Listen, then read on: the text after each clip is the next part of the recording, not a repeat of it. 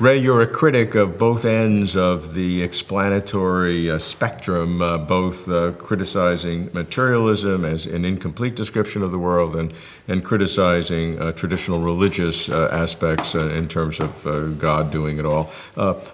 Given those rejections, how do you see the human capacity to know things, the epistemology of knowledge? I think it's profoundly mysterious. That's a disappointing answer, but I think it's the most honest one. How is it that I know something that I am not?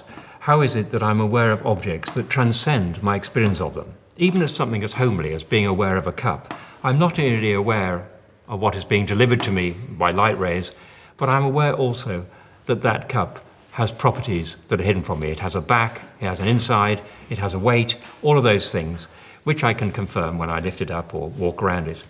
So I have the sense that my sense experience is incomplete.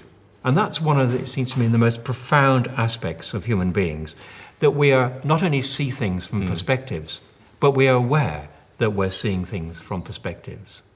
That I'm aware not only of what is around me when I see it, but I'm aware that I'm seeing it from a point of view. And that, of course, is the first step on the road to science. We deal with lots of questions like realism and anti-realism. We only know things from our sense data. So how confident are we to know that there's a real world there? If we only knew things from our sense data, we wouldn't know that we only knew things from our sense data.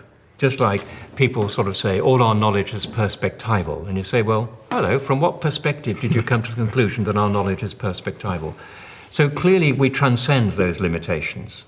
And that's why this little pinprick Bonce can think about something like a galaxy in a way that doesn't seem to be tethered and tied to myself. Part of our escape, of course, is through the community of minds that we belong to. Historically deep, geographically boundless, mediated largely by language. So you would not be a skeptic in terms of knowledge?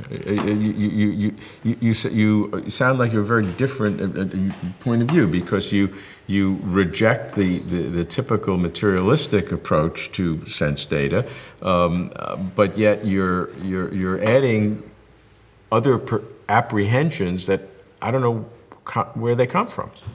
I think you're right. But I mean, I cannot imagine my sincerely believing I haven't come up to St. Andrews today and I'm not talking to you. I can't even entertain that possibility, just as I can't believe that time is unreal.